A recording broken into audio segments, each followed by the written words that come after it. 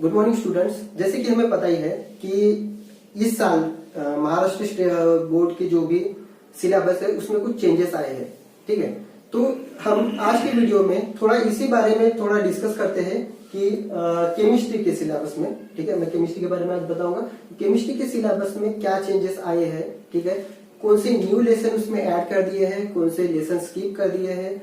और इंटरेस्टिंग बात यह है कि आपका जो केमिस्ट्री का सिलेबस जो है, ठीक है, उसमें पहले केमिस्ट्री का पार्ट 1 और पार्ट 2 अलग अलग पार्ट थे, लेकिन इस साल जो दोनों को एक ही बुक में कंबाइन कर दिया है और कुछ पार्ट को रिड्यूस कर दिया है। ओके, और कुछ पार्ट नया डाल दिया है।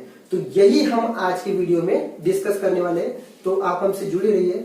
मेरा नाम है राहुल कुमार का। तो अभी हम यहाँ पे डिस्कस करने के लिए, ठीक है, तो यहाँ पे देखिए जो महाराष्ट्र बोर्ड का जो 2020 का सिलेबस है स्टैंडर्ड 12 का केमिस्ट्री का, उसको हमें डिस्कस करना है। तो सबसे पहले हम मूव करते हैं फर्स्ट लेसन पे जो कि सॉलिड स्टेट पे है। ठीक है, अब ये जो सॉलिड स्टेट का लेसन है, ठीक है, ये चेंज नहीं हुआ है, इसमें थोड़ा पार्ट स्किप कर दिया है, लेकिन ये लेसन जिसमें हम सॉलिड के टाइप पढ़ने वाले हैं, उसका क्लासिफिकेशन पढ़ने वाले हैं, क्रिस्टल सिस्टम क्या है, उसमें डिफेक्ट्स क्या रहते हैं, कुछ पार्ट सेमीकंडक्टर और भी कुछ छोटे छोटे कंसेप्ट है, उसको भी हमें उसमें पढ़ना है। ठीक है, उसके बाद हम नेक्स्ट लेसन देखते हैं जो कि है सॉल्यूशंस के बारे में।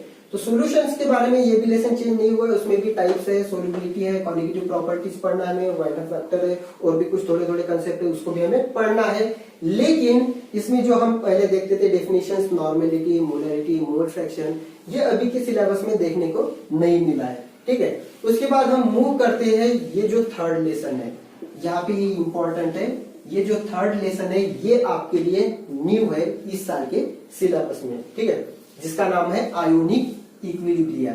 तो इस लेसन में हमें क्या देखना है, तो इसमें हमें देखना है टाइप्स ऑफ इलेक्ट्रोड। ठीक है, उसके बाद एसिड बेस थ्योरी क्या है, उसके बाद हाइड्रोलिसिस ऑफ सॉल्ट क्या है, उसके बाद बफर सॉल्यूशन क्या है, तो इसके बारे में हमें डिस्कस करना है। ठीक है, उसके बाद हम मूव करते हैं फोर्थ लेसन पे जो कि है केमिकल थर्मोडायनामिक्स, जो कि ये पहले थर्ड नंबर पे था, अभी ये फोर्थ नंबर पे आ चुका है।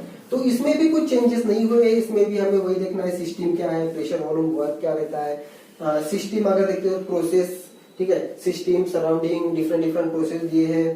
ठीक है, pressure volume work, maximum work है, इंटरनल एनर्जी, एंथैल्पी, एंट्रोपी और भी कुछ छोटे छोटे कंसेप्ट हमें देखना है। उसके बाद हमें नेक्स्ट लेसन देखते हैं इलेक्ट्रोकेमिस्ट्री, ये भी चेंज नहीं हुआ है। इसमें हमें इलेक्ट्रिकल कंडक्शन, इलेक्ट्रोलिटिकल कंडक्शन क्या है, सेल रिएक्शन क्या है, उसको फॉर्म कैसे करना है, ठीक है, और उसके बाद मोलर कंडक्टिविटी क्या है, तो ये सभी के बारे में हमें इसमें डिस्कस करना है। ओके, अगर हम नेक्स्ट लेसन पे मूव करते हैं जो कि है केमिकल काइनेटिक्स, ये भी चेंज नहीं हुआ है, उसमें भी हमें same rate of reaction, rate law, molecularity, order of reaction, उसके बाद उसका ग्राफिकल रिप्रेजेंटेशन, ठीक है, first order, second order, zero order reaction है, उसके बाद उसके ग्राफिकल रिप्रेजेंटेशन वगैरह उसमें हमें डिस्कस करना है। और एक पार्ट है अरेंजमेंट थ्योरी, उसमें भी आता है। ठीक है, उसके बाद हाँ, यहाँ पे थोड़ा ध्यान देने की बात है कि यहाँ पे एलिमेंट्स ऑफ ग्रुप 16, 17 एंड 18 दिया है।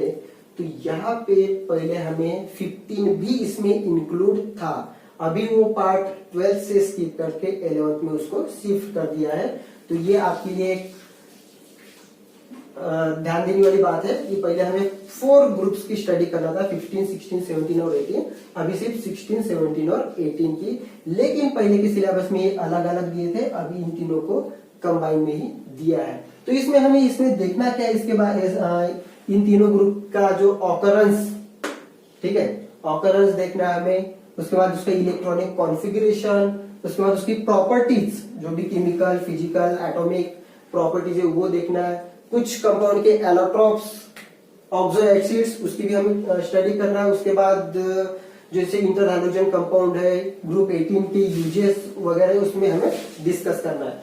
उसके बाद हम मूव करते हैं 8th लेसन पे जिसका नाम है transition and inner transition element, जो कि D block and A block के एलिमेंट्स है। तो ये भी लेसन में पहले भी यही था, ठीक है, उसमें जिसमें हमें उसमें पोजीशन है, इलेक्ट्रॉनिक कॉन्फ़िगरेशन है, जो कि डी ब्लॉक यानी इनर ट्रांजिशन एलिमेंट के बारे में हमें पढ़ना है। ठीक है, एक्सट्रैक्शन ऑफ मेटल दिया है, कुछ जैसे मैग्नीशियम का वगैरह, मैग्नीज का वगैरह, उसमें हमें क्या देखना है, तो उसका प्रिपरेशन देखना है, उसके बाद उसके यूजेस देखने हैं, ठीक है, उसकी प्रॉपर्टीज, और उसके बाद ये कलर ऑफ स्पेक्ट्रा, उसके बाद लैंथेनाइट कॉन्ट्रैक्शन, एक्टिनोइड कॉन्ट्रैक्शन, ये किसके बारे में, ये इनर ट्रांजिशन एलिमेंट में दिया है, ये भी हमें इसमें पढ़ना है। उसके बाद नेक्स्ट लेसन देखते हैं हम कोऑर्डिनेशन कंपाउंड्स, ठीक है। तो कोऑर्डिनेशन कंपाउंड्स में कोऑर्डिनेशन कंपाउंड क्या है, वो फॉर्म कैसे होते हैं, ठीक है।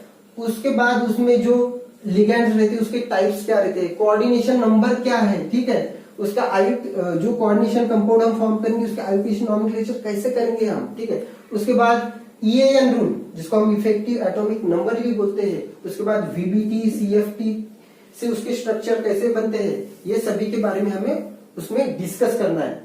और उसके बाद जो नेक्स्ट लेसन है जो कि हैलोजन डेरिवेटिव, ये भी चेंज नहीं हुआ है, अल्कोहल, फिनॉल एंड ईथर, उसके बाद aldehyde, ketone and carboxylic acid और अमाइंस, ये सभी कुछ भी इसमें चेंजेस, हाँ थोड़ा थोड़ा चेंजेस है, लेकिन थोड़ा सा रिड्यूस करके आया है। लेकिन उसमें जो उनका प्रिपरेशन देखना था हमें, फिजिकल प्रॉपर्टी, उसकी केमिकल प्रॉपर्टी, वो सभी सेम है। हैलोजन डेरिवेटिव में आप जैसे कि SN1 mechanism, SN2 mechanism, optical activity, हमें ऑप्टिकल एक्टिविटी जो हैलोजन डेरिवेटिव की है उसके बारे में भी हमें उसमें डिस्कस करना है। बाकी में तो सभी प्रिपरेशन, फिजिकल प्रॉपर्टी और केमिकल प्रॉपर्टी सभी में देखना ही है, ठीक है।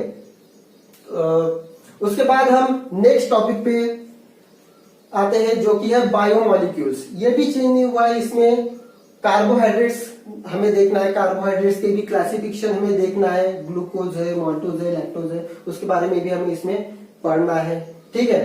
ऑलिगोसैकेराइड्स, पॉलीसैकेराइड्स, मोनोसैकेराइड्स, ये भी कार्बोहाइड्रेट्स के टाइप हमें पढ़ना है। अमीनो एसिड्स के बारे में हमें पढ़ना है, प्रोटीन के बारे में पढ़ना है, कुछ और कंसेप्ट है उसके बारे में भी हमें थोड़ा उसमें पढ़ना है। इसके बाद आते हैं हम इंट्रोडक्शन टू पॉलीमर केमिस्ट्री। ये भी चेंज नहीं हो चुका है, लेकिन इसमें थोड़ा पार्ट हमें स्किप दिख रहा है, ठीक है। तो इसमें हम क्लासिफिकेशन पॉलीमर के, उसके डिफरेंट डिफरेंट बेसिस पे हम देखेंगे कि उसका नेचुरल टाइप पे है या सिंथेटिक टाइप पे है, डिफरेंट डिफरेंट टाइप उसमें दिया है। उसके बाद लो डेंसिटी पॉलीमर क्या है, हाई डेंसिटी पॉलीमर क्या है, और कुछ पॉलीमर का हमें सिंथेसिस देखना है यहाँ पे, ठीक है। उसके बाद जो लास्ट लेसन है, ठीक है, यहाँ पे फोकस कीजिए। लास्ट लेसन जो है ये आपके लिए न्यू है। इसके पहले यहाँ पे केमिस्ट्री इन एवरीडे लाइफ एक लेसन था जो कि यहाँ से शिफ्ट करके 11th में गया है। और यहाँ पे जो 16 नंबर का लेसन है green chemistry and nano chemistry, ये आपके लिए न्यू यहाँ पे आया है, ठीक है। तो इसमें हमें क्या देखना है, प्रिंसिपल्स, ग्रीन केमिस्ट्री के प्रिंसिपल्स।